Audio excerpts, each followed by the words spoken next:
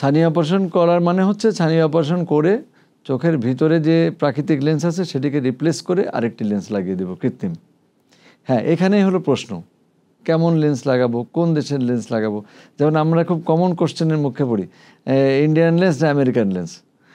এত সহজ ক্লাসিফিকেশন আসলে এখন ওটা গ্রামে গঞ্জের জন্য ঠিক আছে, কিন্তু আধুনিক চিকিৎসা আমরা ঠিক ওইভাবে কান্ট্রি দিয়ে মানে আলাদা করি না, যে আমরা লেবেল করি হচ্ছে ক্যাটাগরি দিয়ে। যেমন মনোফোকাল,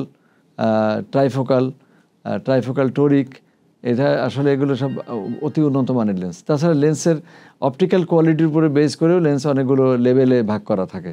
তো এটা আসলে বিশদ আলোচনার বিষয়, দীর্ঘ আলোচনার বিষয়। তবে সাধারণভাবে আপনি কেমনটা চান এবং আপনার কেমন বাজেট তার উপরে ডিপেন্ড করেই কিন্তু স্থানভেদে লেন্সের মানে ব্যবহারটা করে। যেমন আপনি মনে করেন যে সাধারণভাবে যেটা অতি প্রচলিত সেটা হচ্ছে মনোফোকাল লেন্স। সেটা যে কোনো মানে দেশের তৈরি হোক না কেন, যে কোনো গ্রেডের হোক না কেন, সেটা দিয়ে আপনি দূরে ভালো দেখবেন, কিন্তু কাছে পড়ার জন্য চশমা লাগবে। তবে সেটা নির্ভর করছে আমরা বায়োমেট্রি করে চোখের সঠিক পাওয়ারটা দিতে পারলাম কিনা। আচ্ছা, দ্বিতীয় হলো যে আপনি চান যে না দূরে এবং কাছে কোনটাই আপনি আর চশমা পরবেন না, আপনি চশমা পড়তে পড়তে ক্লান্ত হয়ে গেছেন, এখন আপনার বয়স 50 বা 55 বা 60, আপনার এখন ছানি অপারেশন করা লাগবে এবং আপনি চাচ্ছেন যে এমন একটি লেন্স লাগাতে যে দূরের এবং কাছের কোনো লেন্স আপনি চশমা পরবেন না আর। ওকে, ফাইন, নো প্রবলেম, আপনার চোখের জন্য লেন্স প্রস্তুত। আমরা ছানি অপারেশন করে আপনাকে লেন্স লাগিয়ে দিতে পারবো। কারো কারো চোখে এরকম রেডিমেড লেন্স পাওয়া যায় না চোখের বৈশিষ্ট্যের কারণে, তখন তাদের জন্য লেন্স আমরা কাস্টমাইজ করে বানিয়ে আনতে পারি। অর্থাৎ তাদের যদি দূরে দেখার জন্য স্ফেরিক্যাল পাওয়ার, সিলিন্ডার পাওয়ার দুটা লাগে এবং নিয়ারের জন্য যে প্রেসবায়োপিক কারেকশন লাগে, 3 ধরনের পাওয়ার লাগে, তখন আমরা সেই ধরনের লেন্সকে বলি ট্রাইফোকাল টোরিক লেন্স।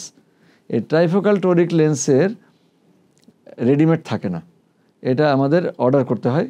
আমরা রোগীর চোখের মেজারমেন্ট নিয়ে যে সমস্ত কোম্পানি এগুলোকে তৈরি করে তাদের কাছে আমরা জানাই, তারা তাদের লেন্স কবে ডেলিভারি দিতে পারবে জানিয়ে দেয়। আমরা এইভাবে একটা নেগোসিয়েশন করে অপারেশন ব্যবস্থা করে দিই। তো এটা করার পরে দূরে আর কাছে আর কোনো চশমা লাগে না। সুতরাং চশমা থেকে কেউ যদি মুক্তি চান, ছানি হলে বরং একটু লাভই হলো, আপনার ছানি অপারেশনও হলো, চশমাও দূর হলো। ছানি কেন পড়ে? চোখে ছানি হয় এটা একটা বার্ধক্যজনিত রোগ।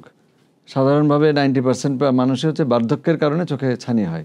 ছানি হওয়া মানে চোখের ভিতরে যে লেন্স থাকে এই লেন্সটির স্বচ্ছতা আস্তে আস্তে নষ্ট হয়ে যায়। এটা বডির যে বায়োকেমিক্যাল পরিবর্তনগুলো হয়, ইন্টারনালি এজিং প্রসেস, এগুলোর কারণে আস্তে আস্তে ছানির ধরন বদলে যায়। এটা অনেক সময় সাদা হয়ে যেতে পারে, অনেক সময় ব্রাউন বা ব্ল্যাক হয়ে যেতে পারে। তো ব্রাউন বা ব্ল্যাক হলে রোগীরা সহজে বুঝতে পারে না, কারণ অনেক দিন পর্যন্ত দেখতে পায়। সাদা হলে তখন সহজেই মানে দৃষ্টিশক্তিটা আটকে যায়। তো ছানির এখনও পর্যন্ত সারা ওয়ার্ল্ডে ছানির চিকিৎসা মানে ছানির অপারেশন করে লেন্স লাগাতে হবে। এখন প্রশ্ন হচ্ছে কী ধরনের অপারেশন? ছানির অপারেশন এখনও পর্যন্ত গোল্ড স্ট্যান্ডার্ড, সারা world wide gold standard surgery হচ্ছে ফ্যাকো সার্জারি, ফ্যাকো পদ্ধতিতে, যেটা আমাদের প্রচলিত ভাষায় মানুষ বলে মেশিনে করেন কিনা। হ্যাঁ, এটা মেশিনে করে। হ্যাঁ, কোনো কোনো ক্ষেত্রে ছানি অপারেশনের কোনো স্টেপ আমরা লেজার ব্যবহার করি, পুরোটা না, কোনো স্টেপে আমরা লেজার মেশিন ব্যবহার করি, তখন লেজার ভিত্তিক ছানি অপারেশন। তো এই লেজার বেসড ছানি অপারেশন নিয়েও মানে একটা লিমিটেশন আছে, সব ছানিতে করা যায় না, আবার সবটুকু অংশও করা যায় না।